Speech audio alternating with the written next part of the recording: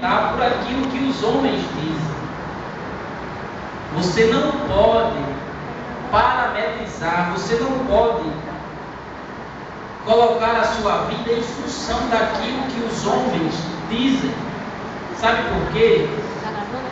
Porque aquilo que Deus diz é mais profundo e é mais verdadeiro.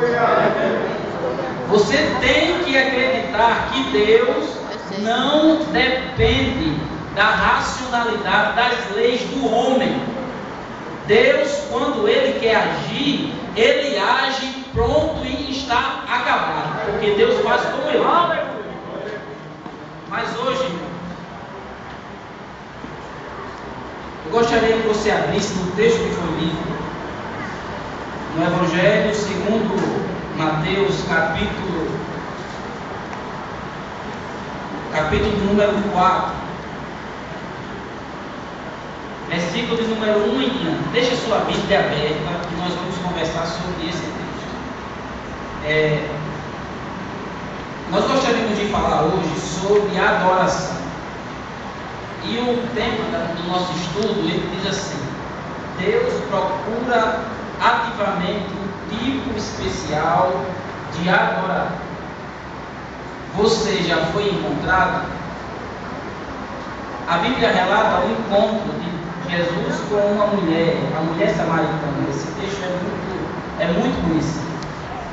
E naquela época existia uma queixa entre os samaritanos e entre os judeus. E era tanto que eles nem se falavam. Era algo que acontecia entre aquelas pessoas há muito tempo atrás, que os impediam até de se comunicar, porque uns acreditavam que o lugar de adoração era em um determinado monte, e outros acreditavam, os judeus acreditavam que era em outro monte. E o interessante é que Jesus disse para aquela mulher que é chegada uma hora, um momento está chegando na vida dos samaritanos, assim como também na vida dos judeus. E esta hora é que os verdadeiros adoradores adorarão ao Senhor em espírito e em verdade. E ele ainda disse mais: porque Deus, Ele os procura os tais que o adorem. Então entenda, irmãos, que enquanto muitas pessoas, muitas civilizações, muitas culturas estão tentando encontrar a Deus de alguma forma, Jesus falou que existe um determinado povo que está sobre a terra, que Deus o procura. E este povo é aquele que o adora em espírito e em verdade. Agora entenda que às vezes nós confundimos o ato do Senhor procurar adoradores e o ato do Senhor procurar adoração. Eu não vejo, irmãos, na Bíblia Jesus falar que Deus procura adoração. Eu não vejo ele dizer isso. Até mesmo porque a adoração no céu, ele tem muito e de muito boa qualidade. O profeta Isaías teve uma revelação e viu que os anjos, eles estavam todo momento ao redor do Senhor, e eles não cansavam de dizer: Santo, Santo, Santo é o Senhor dos exércitos, toda a terra seja cheia da sua glória. E constantemente, sem nenhum intervalo, eles não param de falar, de dizer: Santo, Santo, Santo é o Senhor dos exércitos. Então, irmãos, Deus não procura a adoração. Sabe o que é que Deus procura? Deus procura adoradores. E trazendo mais para a nossa realidade, Deus, Ele não procura coisas. ele não procura presentes. Deus, ele procura vidas. Então, muitas vezes, irmãos, nós deixamos nos influenciar por aquilo que norteia, que envolve a nossa vida, e esquecemos de encarar o Senhor pela forma que Ele é. Certa vez um escritor disse que Deus fez o homem à sua imagem e semelhança. E o homem, para retribuir, fez Deus a sua imagem e a sua semelhança. Sabe o que é que ele estava querendo dizer com isso? Que muitas vezes nós tratamos o Senhor da forma que queríamos que Ele fosse. Mas na verdade, irmãos, não podemos tratar o Senhor da forma que nós queríamos que Ele fosse. Porque Deus, Ele é. E nós não podemos mudar, porque a Bíblia diz que nele não há sombra nem variação de mudança. Porque Ele é daquela forma. Deus, Ele é da forma que Ele existe. Nem mesmo da forma que Ele foi criado. Porque nós não sabemos quem criou o Senhor.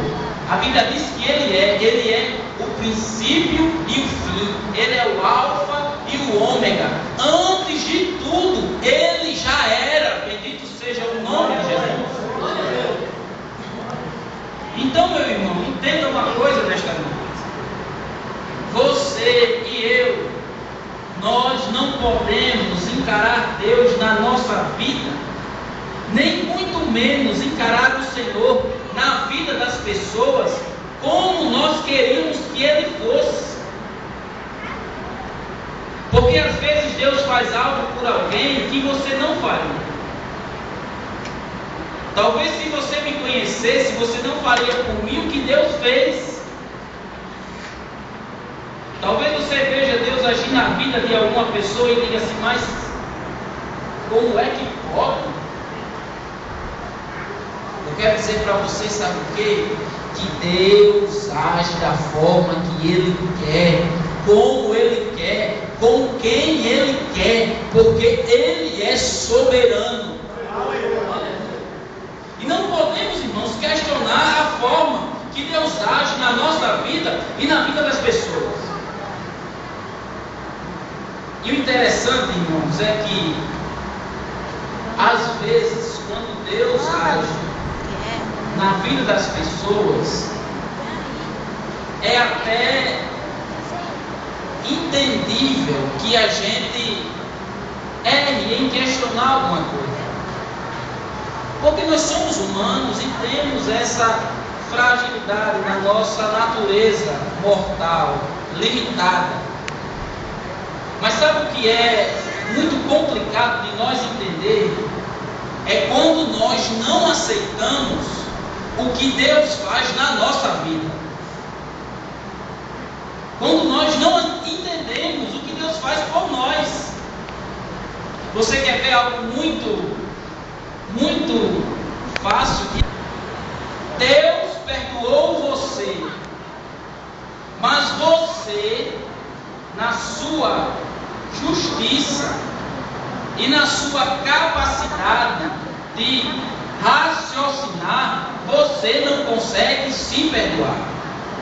Você está questionando a soberania de Deus que já te perdoou.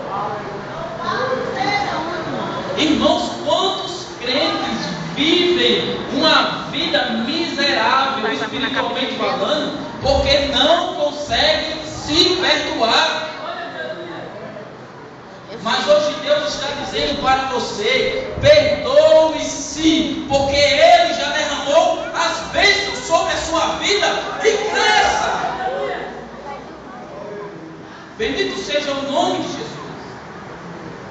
Pessoas que erraram há anos ou até há alguns momentos, e pessoas que erraram erros com consequências mais graves, e muitas vezes erros que não têm nenhuma consequência tão grave, mas que são erros.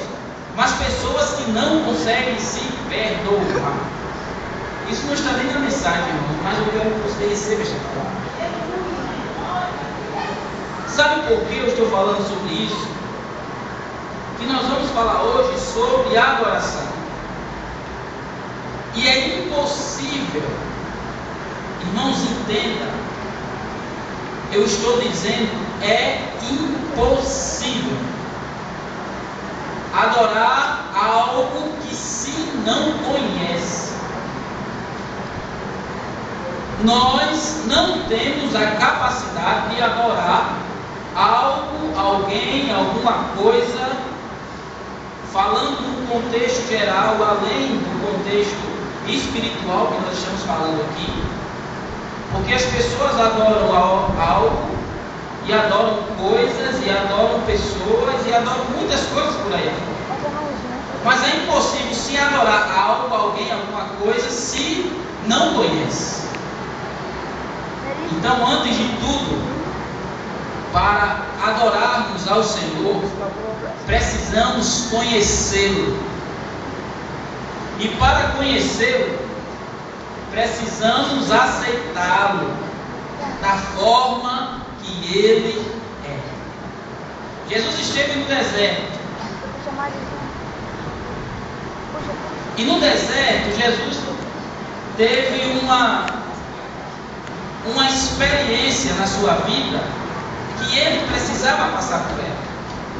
O texto é muito conhecido, a tentação de Jesus. Jesus foi ao deserto para ser tentado. Você sabia que tem algumas pessoas que acreditam que Jesus ele não poderia de forma alguma pecar, nem em nenhuma condição Jesus não poderia ter pecado de forma alguma. Irmãos, me diga uma coisa: se era já ponto fechado que Jesus não, em nenhuma possibilidade, não pecaria, por que então ele foi tentado? Porque o diabo tentou ao Senhor. Será que o diabo não conhecia? Eu quero que você saiba que essa história de inveja e de ódio entre os dois personagens do deserto, nessa leitura que eu acabei de ler, que nós lemos, é uma história antiga. O diabo já conhecia Jesus há muito tempo, já sabia das suas virtudes, já sabia quem ele era, já sabia das suas certezas, já sabia da sua personalidade. Mas o diabo tentou a Jesus porque ele realmente acreditava que naquele momento de profunda necessidade, o Filho de Deus negaria a sua origem e aceitaria a sua proposta. Ele fez aquilo planejadamente, porque ele sabia e cria que Jesus poderia pecar. Se você crê nisso, repita comigo: Jesus poderia pecar. Ele poderia pecar, irmão, porque ele estava como homem naquele lugar. Jesus, ele estava com fome. Jesus, ele estava com a sua personalidade em um lugar de fragilidade. Mas, irmão Luiz, por que você fala isso com tanta propriedade, com tanta... Sabe por quê? Porque quem levou ele para lá foi o próprio Espírito. E sabe por que ele levou Jesus para lá? Porque ele precisava passar por aquele momento de provação. Sabe por quê, irmão? Porque sem provação não tem aprovação. Porque sem provação não tem vitória. Se você está passando por provações na sua vida, entenda que sem provação você nunca será aprovado. E Jesus passou por isso. Mas a tentação naquele momento, ele teve um objetivo. Olha só, Jesus sabia quem ele era. Desde o seu nascimento, que Jesus teve evidências de que ele era o Filho de Deus e que a sua natureza era diferente. Os magos adoraram ao Senhor. Jesus, em um determinado momento, ele conversou com doutores da lei. Quando Jesus estava já adulto e para iniciar o seu ministério, Jesus teve uma confirmação muito linda através de João Batista, que era um profeta reconhecido naquela época. Se alguém, por favor, puder, leia para mim João, capítulo 1, versículo 29 ao 34, por favor.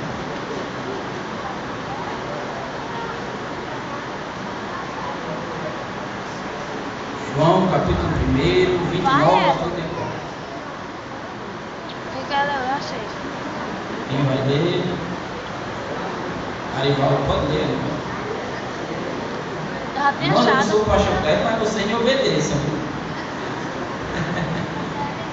No dia seguinte, João viu a Jesus, que vinha para ele e disse: Eis o Cordeiro de Deus que tira o pecado do mundo. Este é aquele do qual eu disse: após mim vem um homem que foi antes de mim, porque já era primeiro do que eu. E eu não conhecia, mas para que ele fosse manifestado a Israel, vim eu, por isso batizando com água. E João testificou dizendo: eu vi o Espírito descer do céu como uma pomba e repousar sobre ele. E eu não o conhecia, mas o que me mandou a batizar com água, esse me disse: sobre aquele que lhe descer o Espírito e sobre ele repousar, esse é o que batiza com o Espírito Santo. E eu vi e tenho testificado que este é o Filho de Deus. Amém. Então, irmão, Jesus sabia quem ele era.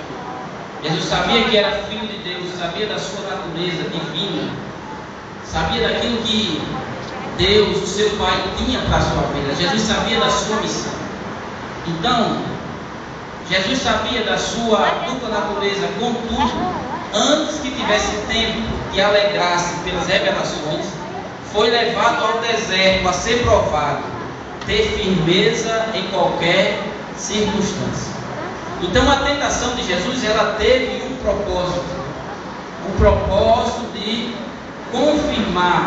firmar na vida de Cristo aquilo que Deus tinha preparado para ele. Então ele foi tentado.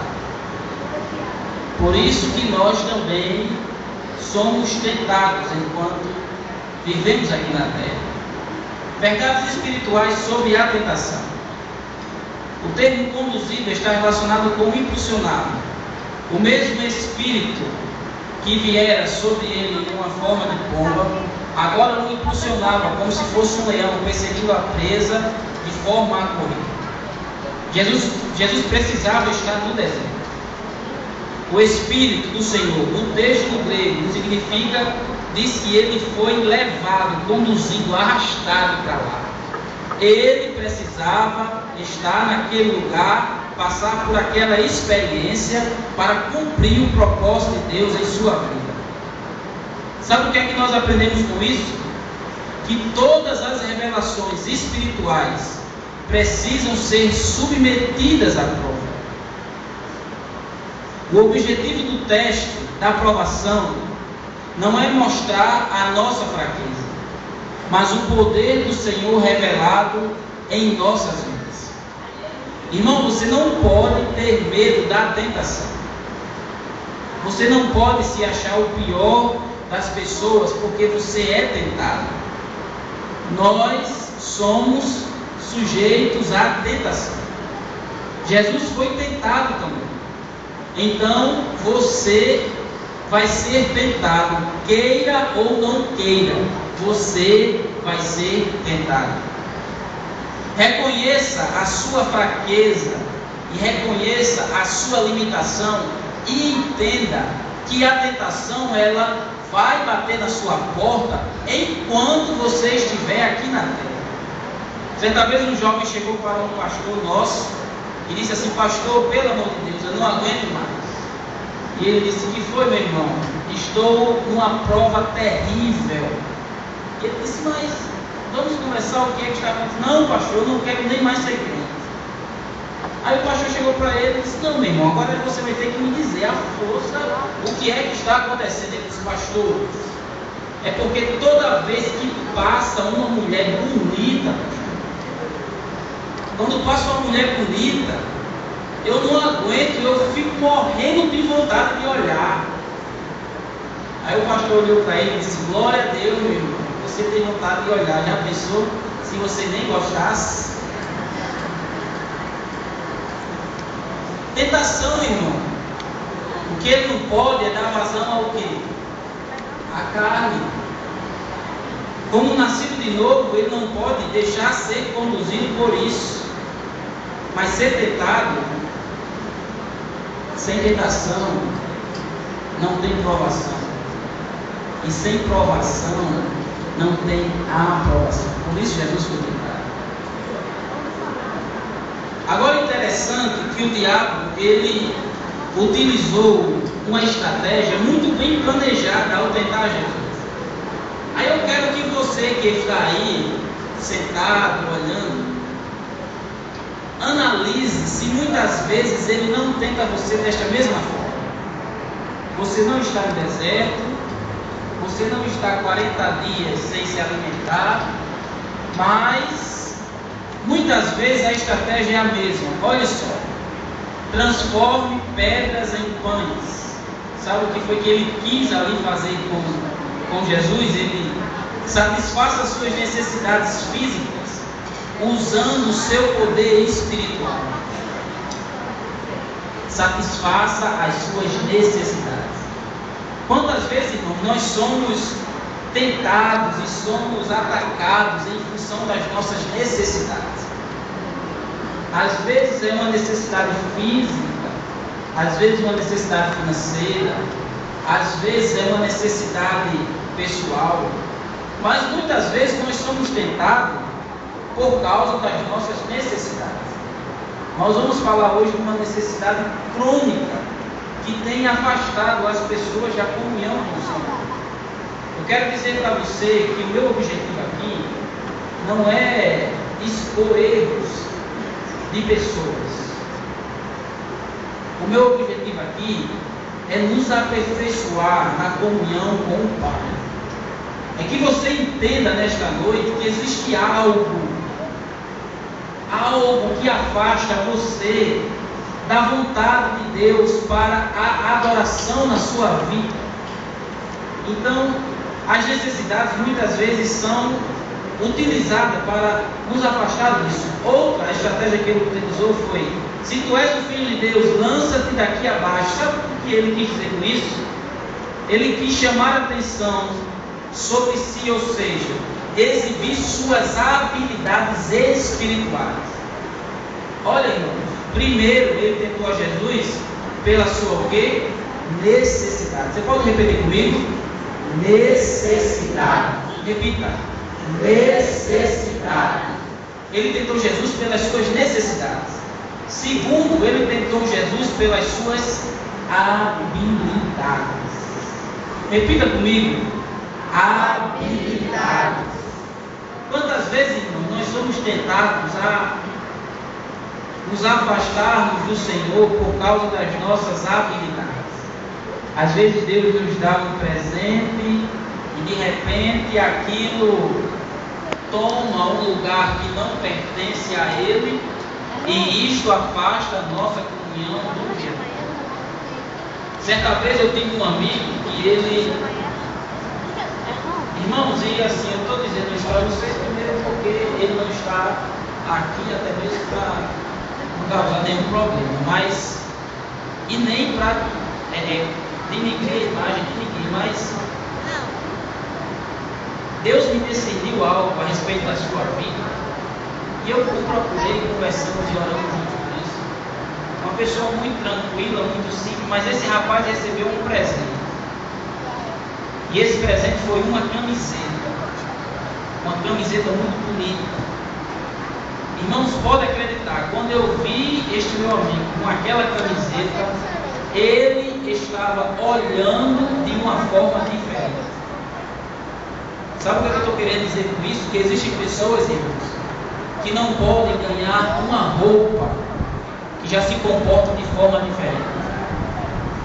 Eu arranjei um cliente e fiz um trabalho muito bom para ele. Muito bom. Graças a Deus. Deus me abençoou de uma forma e eu pude fazer um trabalho muito bom para ele.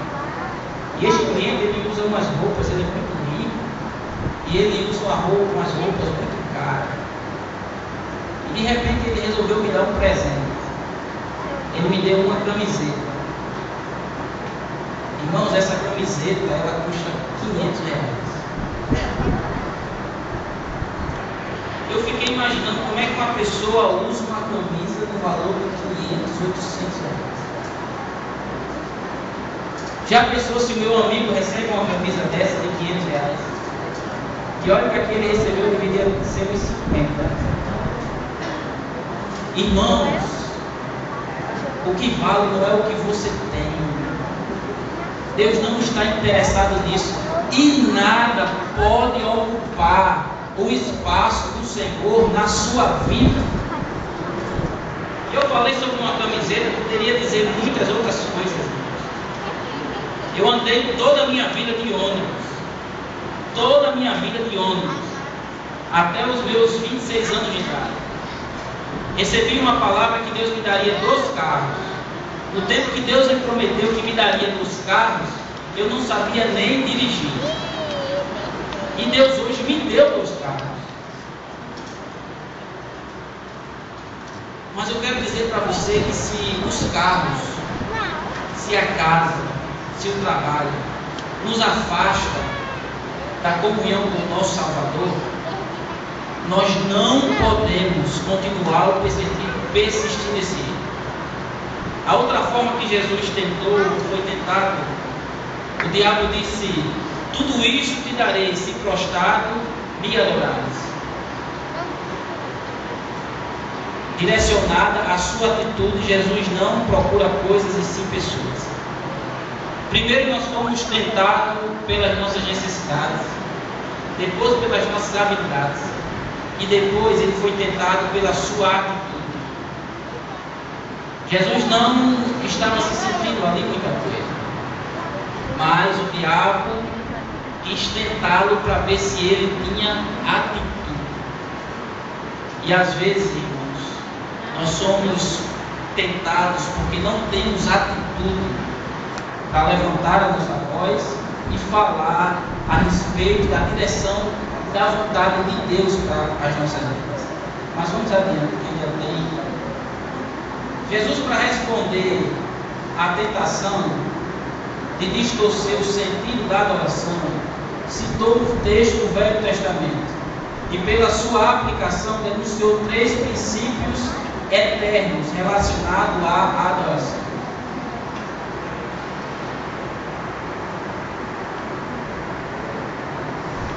Jesus, quando responde ao diabo, ele diz assim no versículo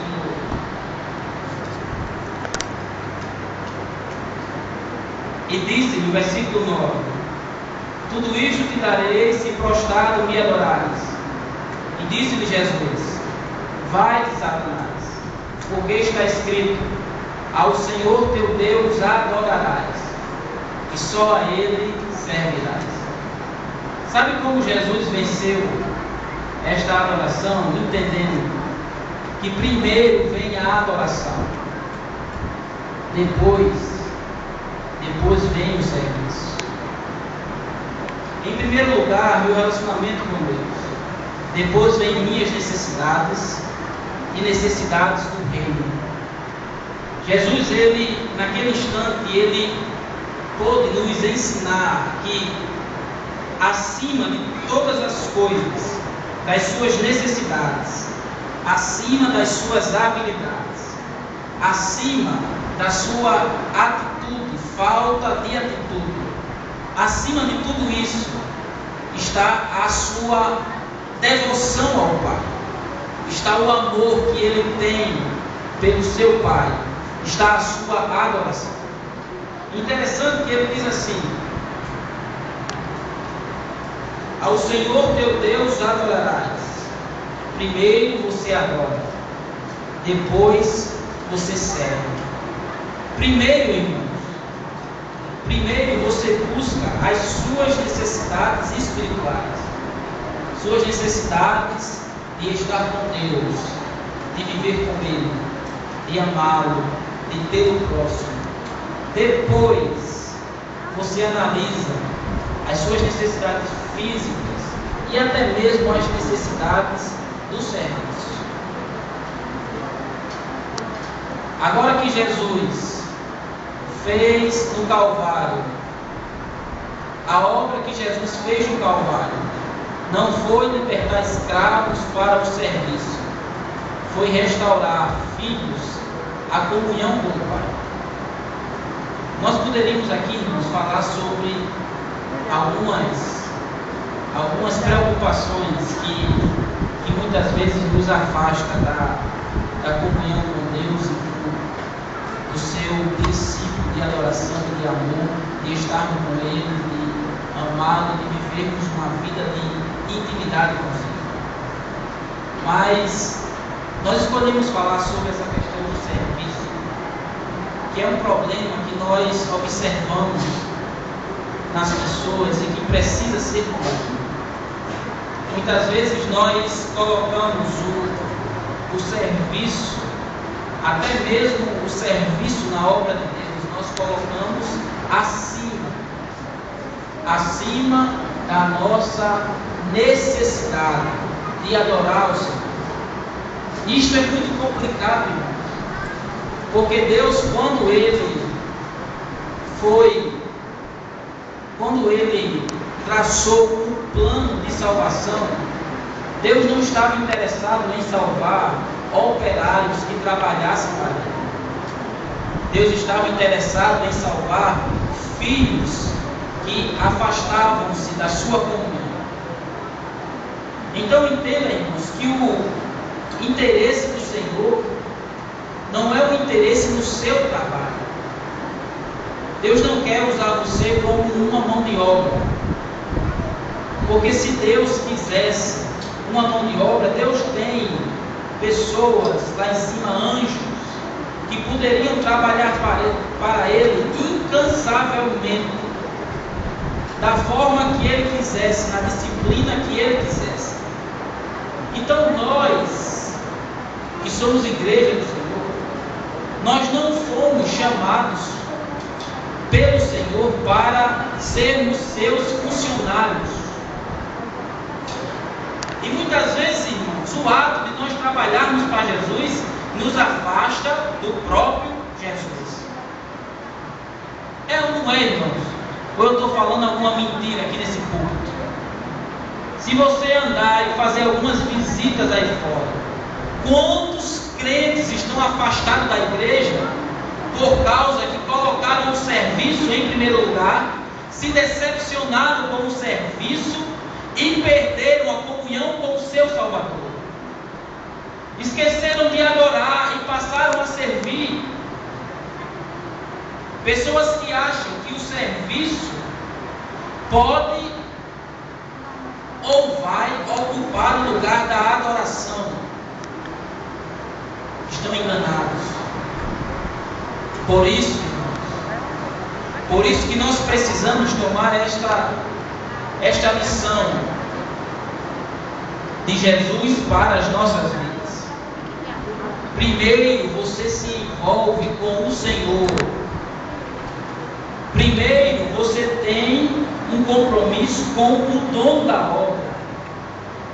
Primeiro você tem um relacionamento com o Deus da sua salvação, o Deus da sua vida, o seu Senhor, aquele que reina sobre você. Primeiro o seu relacionamento com Deus.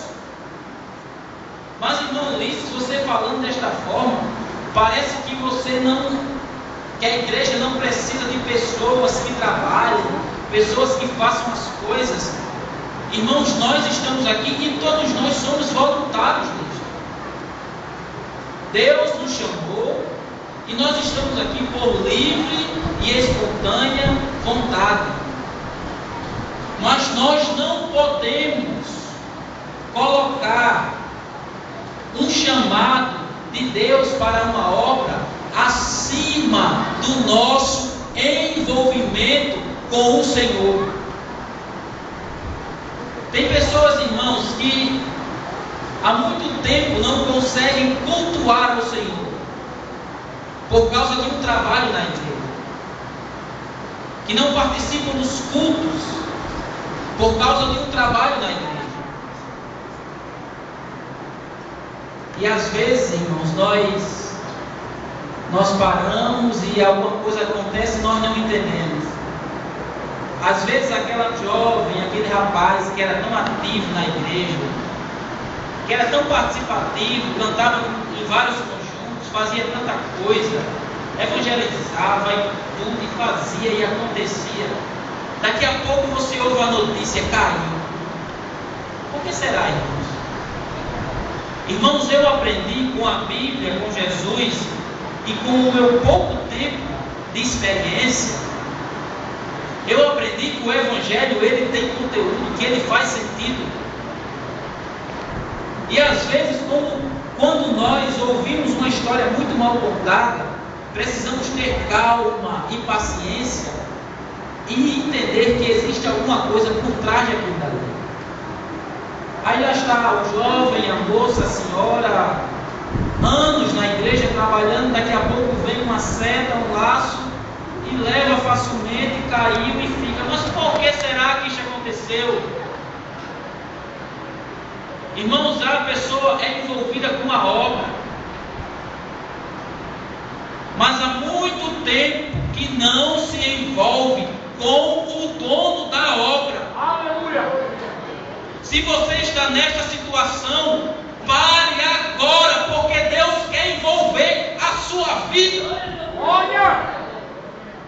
Se a doença já tem te contaminado e você precisa de ajuda, pare, porque Deus quer fazer de você como no princípio, que Ele falava diretamente ao seu coração e você tinha tempo para ouvir. Bendito seja o nome de Jesus. Eu cheguei na igreja, irmãos, eu encontrei com a coisa mais linda que eu já tinha ouvido falar. Encontrei com o Evangelho.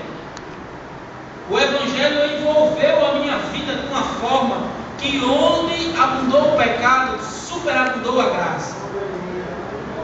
E eu me lembro que eu, com 6 meses de crente, de repente chegava aqueles crentes mais antigos, aí diziam assim para mim: mas irmão Ulisses, não se preocupe não, que daqui a alguns anos você vai ver que esse seu fogo, esse seu desejo vai esfriar.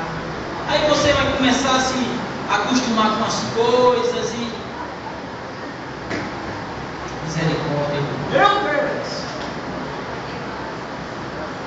Está pensando que essas pessoas não tinham serviços na igreja? Tinham.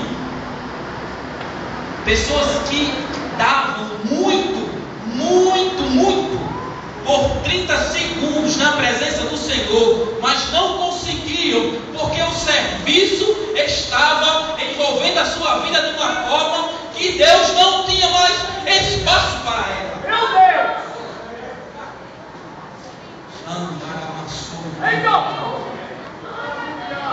Eu quero dizer para você, meu querido irmão, minha querida irmã, você que está me ouvindo hoje em nome de Jesus,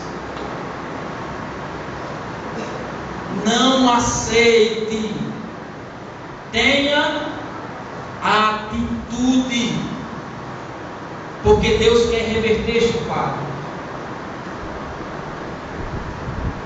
Sabe o que é, irmãos? Se é tão entendível, se é tão racional, que o caminho é adorar e depois servir, por que será que não conseguimos segui-lo? Se isso é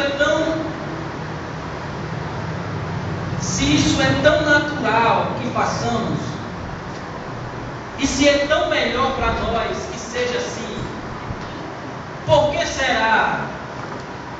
que não conseguimos seguir este caminho. Eu vou dizer para você. Sabe por quê, irmãos? Adoração é a expressão da afeição que temos por Jesus. Adoração é o amor com que correspondemos ao amor de Deus. Sabe por quê? Porque sem adoração, e aí, irmãos, nós vamos falar muito aqui em adoração durante este ano, o pastor Kleber, nós todos que fazemos parte do ministério da igreja, porque sem a adoração, e aí você coloque a adoração como uma decisão de vida, um estilo de se viver. Você decide em adorar o Senhor em tudo que você faz. Aí, sem isto, nós não sobrevivemos. Se nós não correspondemos ao amor de Deus, se nós não temos expressividade da afeição que temos por Jesus, somos presas fáceis para o inimigo. Quantas vezes você diz a Jesus que o ama? Quantas vezes você diz a Jesus que Ele é o único da sua vida? Quantas vezes você age por Jesus em expressão do seu amor? Eu estava conversando com uma jovem que está um pouco fraca na igreja, e ela dizia que a igreja não tinha nada a ver com ela. E eu sabia que ela estava mentindo, que a igreja não tem nada a ver. Tudo bem. Não parece nada do que você sabe sobre a igreja, não parece comigo. Viveu muito tempo da igreja. Aí de repente eu olhei para ela, ela falou bastante, aí eu perguntei: você ama a Jesus? Não, mas a igreja, eu digo, esqueça a igreja. Eu quero fazer uma pergunta a você. Você ama a Jesus? Ela baixou os olhos. Se eu amo Jesus, então eu quero dizer para você que Ele também te ama.